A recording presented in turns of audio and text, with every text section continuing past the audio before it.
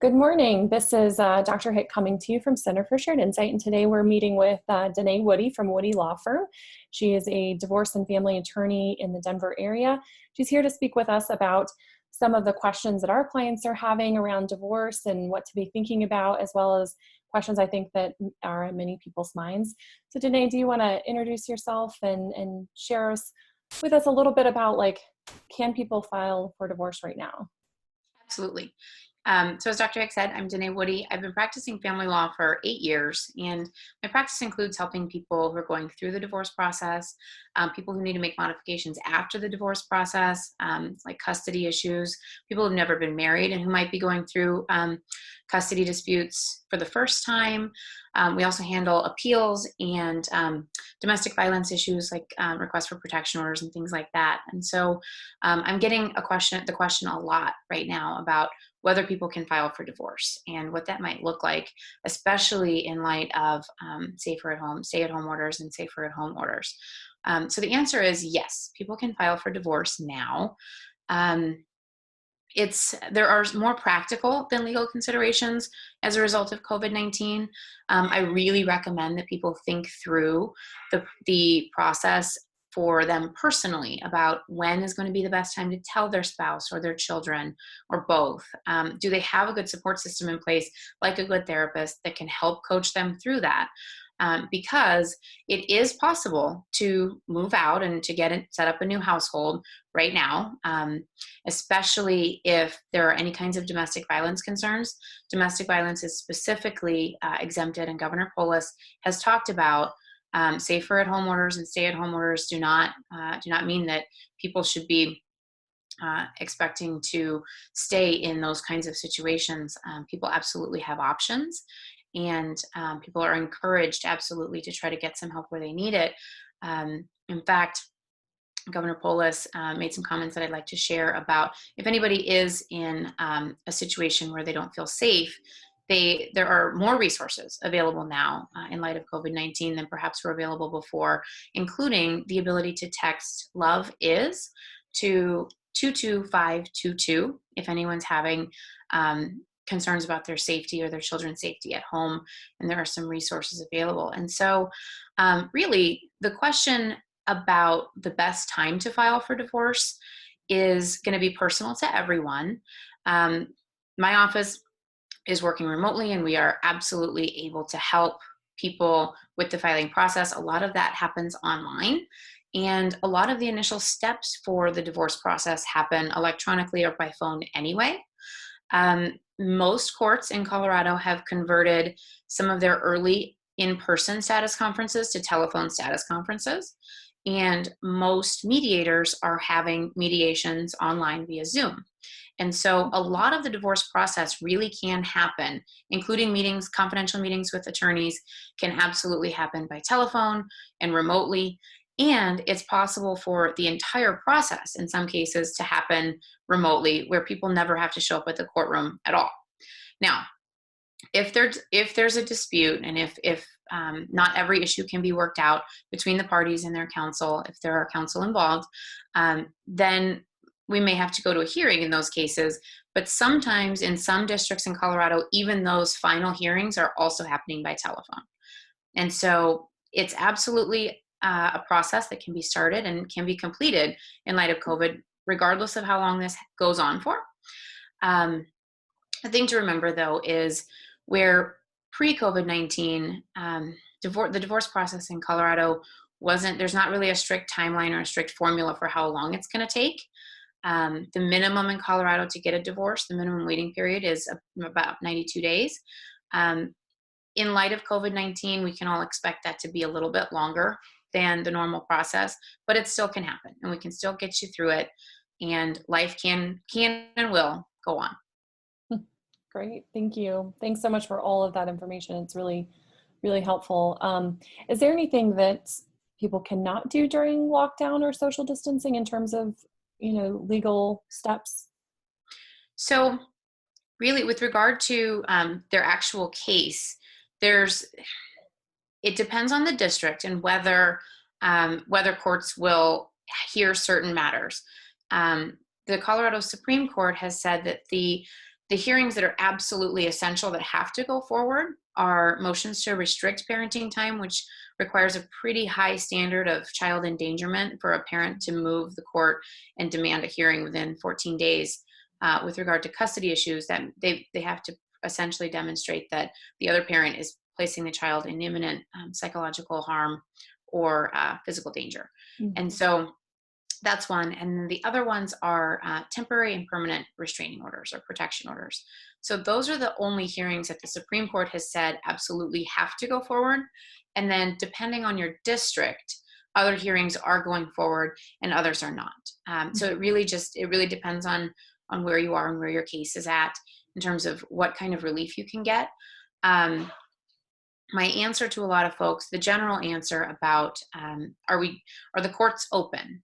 My general answer about that is yes, but the courts are even more backlogged right now than usual, and courts really want to see the really important stuff right now. And so if there are matters that could wait, they're probably going to have to wait.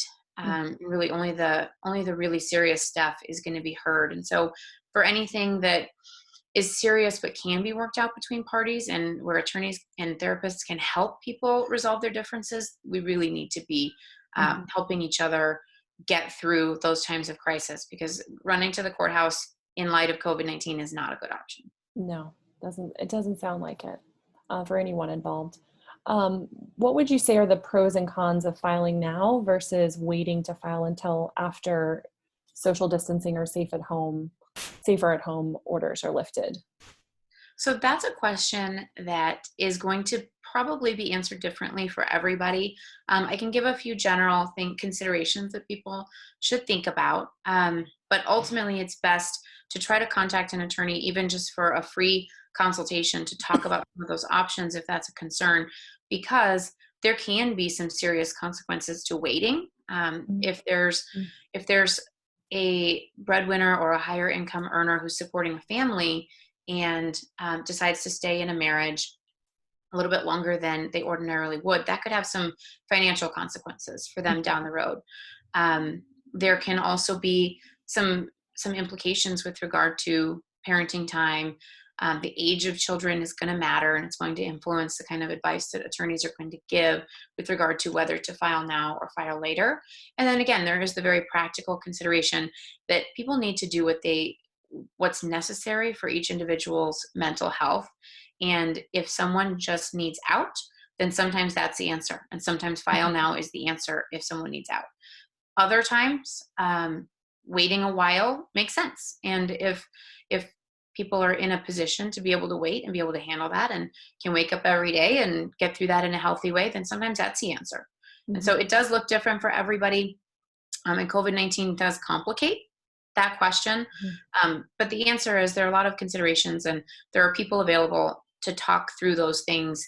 And I absolutely recommend talking with those things before making any decisions in the dark about that.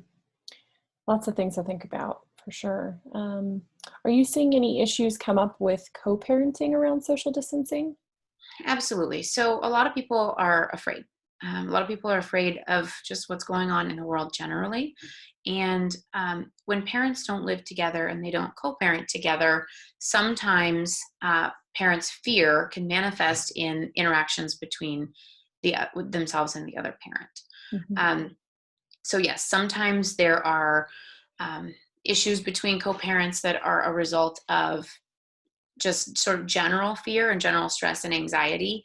And those are causing, that's causing an influx of calls to attorneys about even things indirectly related to COVID-19, but perhaps it's a little more difficult to decide what time or where to do parenting exchanges and things like that, just because of some increased stress. And then there are the disputes around different parents having different jobs, and some parents are on the front lines. Some parents work in grocery stores or in hospitals. Some parents deliver food, and other parents may have the ability to work from home and are very concerned about sending their child into the other household where perhaps the isolation isn't quite as strictly maintained. Perhaps it can't be strictly maintained, or maybe the co-parents just have different philosophies about what this is supposed to look like and what's safe. And so in those situations, we're really recommending that parents do their best to communicate well with one another. Parents we're suggesting and helping and coaching our clients to try to put some of the old differences aside and really focus on what's going on and what's important, and is everybody doing their best to keep the children safe and keep the people in the other home safe. Some options that I've counseled folks about are if there's a parent who's going to work in a hospital or a grocery store every day, perhaps there's a way that they can reach an agreement with the other parent to not exercise parenting time for a period, and then have makeup time completed immediately after this passes, whenever that may be. That's an option, and it's not going to be an option that's perfect or right for everyone. That's just an example of ways that parents can work together right now. So it's this, because this is such a scary time and this is such an unknown world. It's a new world. We really need parents to do their best to keep their children safe. And the law presumes that most parents are fit parents and that most parents are going to make decisions to keep their children safe. And so it really is about working together to the extent they can. And if parents can't, then that's when the attorneys can get involved, and we're here to help talk through those issues. I will say that Governor Polis's guidance has essentially set forth a presumption that parenting plans are to continue, parenting orders and even agreements that weren't orders, those plans are to continue unless there's essentially enough evidence or enough reason to overturn or to modify those. And then the option is then to go to the court and ask for that to be modified. But then we get back to what I was talking about a few minutes ago, where we don't know that courts are going to be able to weigh in on those modifications quite so quickly. So it really does come down to trying to work together. Courts in Colorado are likely to send a lot of those requests to mediation before they'll hear them anyway. So mediation is always an option, and it's an option before filing a motion to modify or for any kind of relief from the court. It's an option at really any point in the process. And most attorneys are willing to conduct settlement conferences with parties, even without a mediator present, as a way to try to help people work through these disputes. Wow, that's a great information. If someone found out that their ex was not social distancing, can that person keep their children in their care, or will the courts do anything to make their ex follow social distancing guidelines to keep them healthy? So the orders that are in place, and that change pretty frequently, but the orders that are in place at the time are what folks need to be following. And so that's sort of the baseline. Now, in addition to the stay-at-home and or safer-at-home orders that may be in effect whenever someone's grappling with this question, there's also the parenting orders. And so parents don't have a unilateral right to withhold their child if they think the other parent is doing something wrong. If there's known exposure where the other parent is actively exposing the child or children to COVID-19, and it can be proven, essentially by a preponderance of the evidence means that it's more likely than not that the other parent is actively exposing children to COVID-19. That's a reason to file a motion to restrict parenting time. And that's one where instead of unilaterally withholding a child, that's where the court says, okay, you can withhold this child after you file that motion, and we're going to have a hearing on it within 14 days. And those are the kinds of hearings I was talking about that are still going forward. So in that circumstance, if you're absolutely certain that the other co-parent is exposing a child, that's the time when it's very important to file a motion, not just withhold without filing that motion. Okay. Anything short of that with regard to social distancing, or if a parent finds out that the other parent had a backyard barbecue with 12 people, not a good time to start withholding a child in violation of court orders. Unfortunately, that's the time to pick up the phone and have some conversations with the other parent. That sounds fair. We talk a lot about, what are the boundaries and how are you practicing those boundaries? So getting on the phone with your ex and talking about like, hey, what are the boundaries we're both keeping? And it's really Mhm. important to me that these things happen. I'm doing this in my place. So that conversation can mean so much. Absolutely. Um, It can resolve a lot. yeah, right, right. Um, if someone's spouse lost their job during COVID-19, will they use their previous income in the divorce or their current income? Can you kind of, explain that a little bit more? Yeah. So that's a question on everybody's minds, Mhm. including the lawyers and the judges. And so where we are right now is whenever we have questions like this, we look at what the law says, and the law says that those determinations are to be made as of the date of the divorce. However, there are certain statutory provisions that permit a court to make a ruling as of the date of divorce with regard to income, and then also set an identifiable period of time where it can be revisited at a sort of at a lesser standard, than it would ordinarily be required to modify. Mhm. So, for instance, if in pre-COVID-19 times a spousal maintenance obligation were set, um, it would be it's a pretty high burden for either spouse later to come ask the court to modify that. Whereas if a court in a time like COVID or for certain reasons, um, if a court sets a spousal maintenance obligation, however high or low, and determines that it will revisit that, then it will revisit that essentially fresh and just look at it at that point in time rather than applying a burden to either spouse with regard to how high or low to change it, Okay. essentially equalizing the burden, because the court would recognize that this is a different kind of a time, and it's not really representative of what we would ordinarily be looking at. So at the time of the divorce, if a person's divorce hearing is happening in on May 20th of 2020, um, that's likely to be smack in the middle of the economic crisis. And if a parent has been substantially affected, there's a great chance that that parent could successfully request the court adjust their maintenance obligation accordingly and then revisit it. Now, if a person is looking at filing for divorce on May 20th of 2020 and their final orders may not take place until December of 2020 or even in 2021, um, it's a lot less clear what's going to happen, because we don't know what the state of the economy is going to be like at that point. And so if that parent's job recovers or if they find employment elsewhere, the court's going to be looking at what their income situation is at that time and whether at that time it makes sense to go ahead and set another review period or just to have the parties be done with their case. Okay. So lots of new situations the courts are having to find a way to deal with. Absolutely. Whole new world. Today, are you accepting, as your firm accepting new clients now? And if so, how can they contact you? Absolutely. We are accepting new clients, and we're doing a lot of consultations by phone. We can also do them online. And the best way to contact us is our phone number, 303-968-1711. You can also look us up online, Woody Law Firm LLC, and send us an email. And we'd be happy to meet with you. We can usually turn around a consultation within about 24 hours.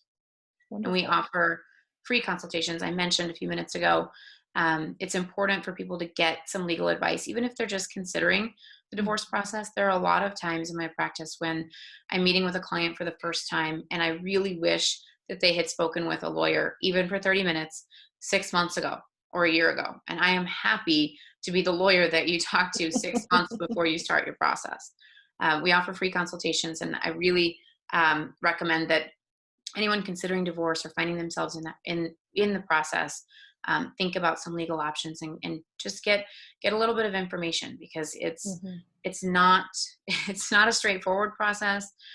Divorce it's rough. It's not a thing that anybody enjoys going through, even the most amicable of couples. Mhm. And unless this is somebody's job every day to go through the court system, it's really intense and it's really tough. So talk to some people, get some help where you need it. Mhm. We're here, happy to talk with any of your clients or anybody who's Mm. interested in some legal advice. Yeah. Thank you so much. I know the the clients and the people I've known that have consulted with you for that consultation or gone on to work with you just greatly benefited from having that information. And you're right, you know, working with people going through divorce, you know, those who are, I want to say armed, but not armed, but like educated Right. on all the aspects of the divorce fare through it much better than those who talk to a friend and "Well, how did it go for you?" Because one divorce is not the same as another. So it's really Exactly. important to find out good, correct information on your specifics about your case, your family. So Absolutely. thank you so much for coming and talking with me today virtually, and wish you the best. And uh, yeah, thank you. Thank you for having me. Yeah, you're welcome. Great to see you. You too. Bye.